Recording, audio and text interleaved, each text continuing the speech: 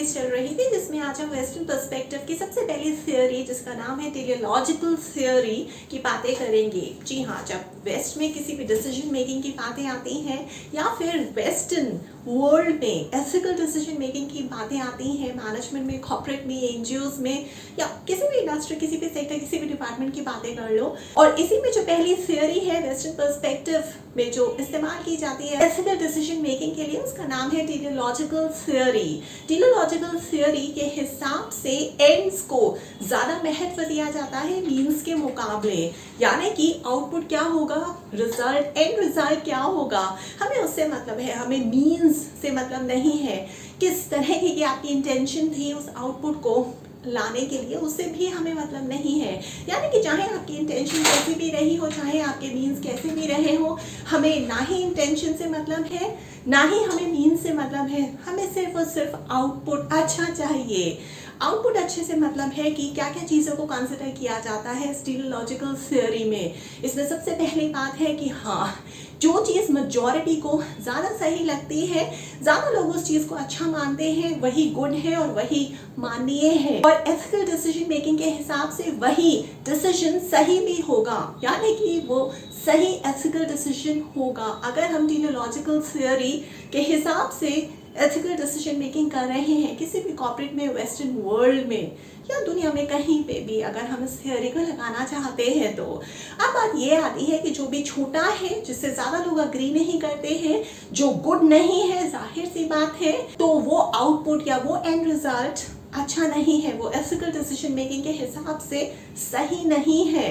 इसीलिए कोई भी बहुत ज़्यादा लोगों कि अग्री करने वाला कोई भी ऐसा डिसीजन जिसमें ज़्यादा से ज़्यादा मेजॉरिटी अग्री कर रही है, वही डिसीजन सही है। डिसीजन जहाँ पे एंड्स को ज़्यादा तवज्जो दी जाती है, जहाँ पे आउटपुट, जहाँ पे एंड रिजल्ट को देखा जाता है कि रिजल्ट इसका क्या है, नेट गेन इसका क्या है, इससे क्या बेनिफिट है। अगर बेनिफिट बहुत ज़्यादा है, अगर इसका रिजल्ट बहुत अच्छा है, अगर इसकी एफिशिएंसी बहुत अच्छी है, तो हम इस चीज़ को कर लेंगे। और ये एथिकल डिसीजन मेकिंग है, यही है और सिर्फ यही है टेलियोलॉजिकल थिंकिंग या टेलियोलॉजिकल थियोरी जो वेस्टर्न पर्सपेक्टिव है। और वेस्ट में इस थियोरी के हिसाब से बहुत सारे एथिकल डिसीजंस लिए जाते हैं अलग अलग लेवल्स पे।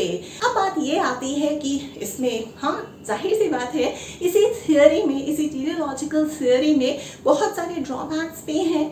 सबसे पहला ड्रॉबैक तो ये है कि ठीक है, बहुत सारे लोग मेजॉरिटी में मान रहे हैं, अग्री हो रहे हैं कि ये डिसीजन सही है,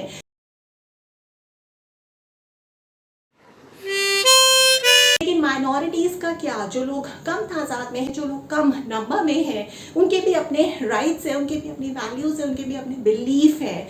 अगर हम उसको रिस्पेक्ट नहीं कर रहे हैं तो कहीं ऐसा तो नहीं है कि टेलियोलॉजिकल थियोरी को अगर हम इस्तेमाल करते हैं एथिकल डिसीजन मेकिंग में, तो जो माइनॉरिटी है उनके फंडामेंटल राइट्स का उल्लंघन हो रहा है।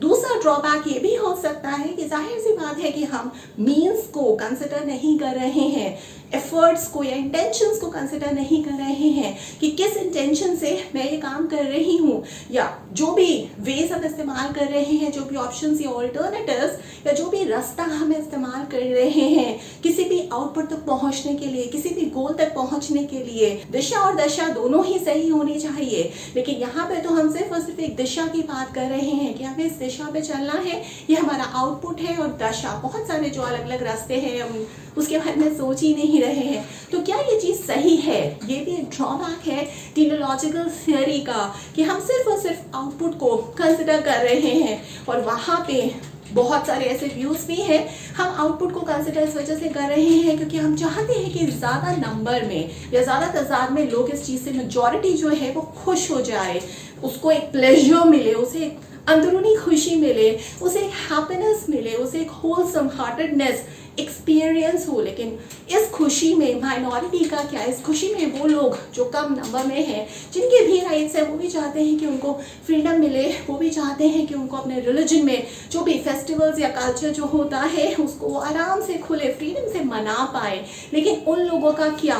तो टेलियोलॉजिकल थियोरी अगर आप एथिकल डिसीजन मेकिंग को लेने में इस्तेमाल करते हो तो यहाँ पे कुछ छोटे मोटे ड्रॉबैक्स ऐसे आ जाते हैं कि वहाँ पे कहीं आप ज़्यादा मेजॉरिटी के फंडामेंटल राइट्स को कंसिडर करते हुए कि हाँ इससे ज़्यादा लोग खुश होंगे, इससे ज़्यादा लोग प्लेजर में लिप्त हो जाएंगे, ऐसे ज़्यादा लोगों का जो राइट्स है या फंडामेंटल ड्यूटीज़ हैं वो फुलफिल होंगी। कहीं ऐसा तो नहीं कि आप इस थ्योरी को इस्तेमाल करने के चक्कर में माइनॉरिटी उनके फंडामेंटल राइट्स को ख़त्म कर रहे हो, उनके बारे में सोच ही नहीं रहे हो।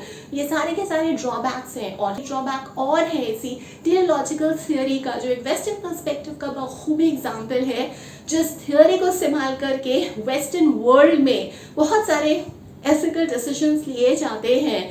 वो ड्रॉबैक ये कहता है कि यहाँ पे आप खुशी का जो क्वांटिफिकेशन है वो नहीं कर सकते हो, प्लेजर का क्वांटिफिकेशन नहीं कर सकते हो, गुड का क्वांटिफिकेशन नहीं कर सकते हो, कोई आप नंबर, कोई फिगर नहीं दे सकते हो। प्लेजर का भी कोई क्वांटिफिकेशन नहीं होता। आज तक ऐसे कोई इंस्ट्रूमेंट दुनिया में बना ही नहीं है जो आपकी खुशी को मेजर कर सके, जो आपके प्लेजर को मेजर कर सके।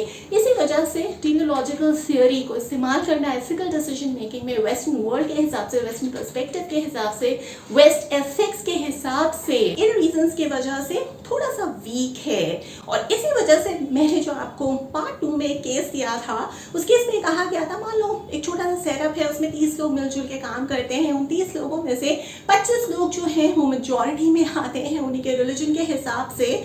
उस सेटअप में हॉलीडेज होती हैं, लोगों को छुट्टियां मिलती हैं। अब ये जो बाकी 5 लोग बचते हैं उनका क्या, वो अगर माइनॉरिटी के हैं लेकिन वो एक ही रिलीजन के हैं, अब वो ये चाहते हैं, उन्होंने एक पिटिशन डाली है, मान लो एक एग्जाम्पल के हिसाब से, कि हम भी चाहते हैं, हम इस सेटअप में काम करते हैं, हम भी उन 30 लोगों में 5 तो है कम से कम गिनती के, हमें भी अपने रिलीजन के हिसाब से छुट्टियां चाहिए। क्यों हमें इस वजह से छुट्टियां चाहिए क्योंकि हमें छोड़ के जो 25 लोग हैं सेटअप में काम करने वाले, उनको उनके कल्चर, उनके रिलीजन के हिसाब से छुट्टियां मिलती हैं, तो हमें भी मिलनी चाहिए। अब अगर आप इस थ्योरी को इस्तेमाल करोगे, यानी कि इस व्यू को इस्तेमाल करोगे, जो टेलियोलॉजिकल थ्योरी है, जो यूटिलिटेरियनिज्म का एक एग्जाम्पल है, बहुत ही बेहतरीन।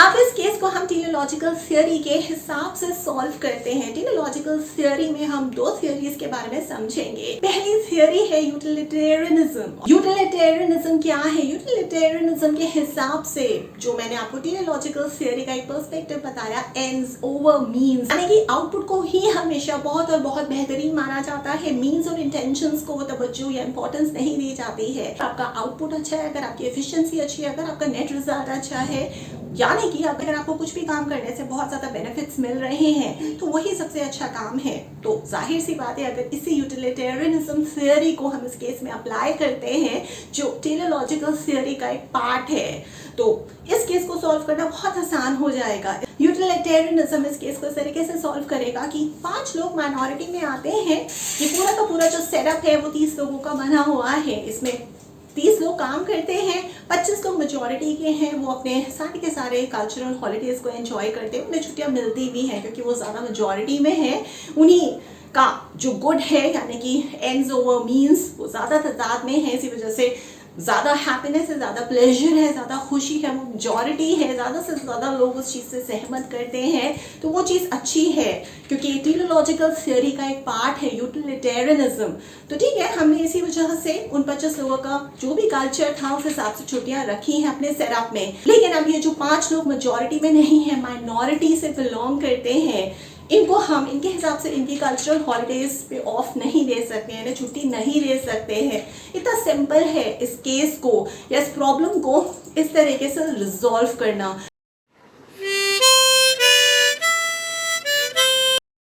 इसके बाद हम बातें करेंगे डिस्ट्रीब्यूटिव जस्टिस की आगे आने वाले पार्ट्स में, तो देखते रहिए सीरीज को। इसके अलावा भी अगर आपको किसी भी टॉपिक पे किसी भी तरह के डाउट्स हैं तो आप मेरे साथ ऑनलाइन सेशंस अरेंज कर सकते हैं। मुझे टॉपिक को व्हाट्सएप करना है मेरे नंबर पे 9311659252 पे। और अगर आप कोई सेटअप है, कोई गवर्नमेंट ऑर्गेनाइजेशन है, एनजीओ, स्कूल, कॉलेज, यूनिवर्सिटी है, कोई प्राइवेट या ग्लोबल फर्म है, या फिर कोई स्टार्टअप है, अगर आप चाहते हैं कि ऑनलाइन मोड के जरिए मैं आप तक पहुंचूं, आपके एम्प्लॉयज़ को, इंटर्न्स को, एसोसिएट्स, मैनेजर, CXO लेवल के एम्प्लॉयज़ या CEOs को ट्रेन करूं, काउंसिल करूं, कोच करूं या मेंटर करूं, तो आप मुझे ऑनलाइन प्रपोजल भी भेज सकते हैं। मेरा ऑनलाइन ID है verma.roli@gmail.com।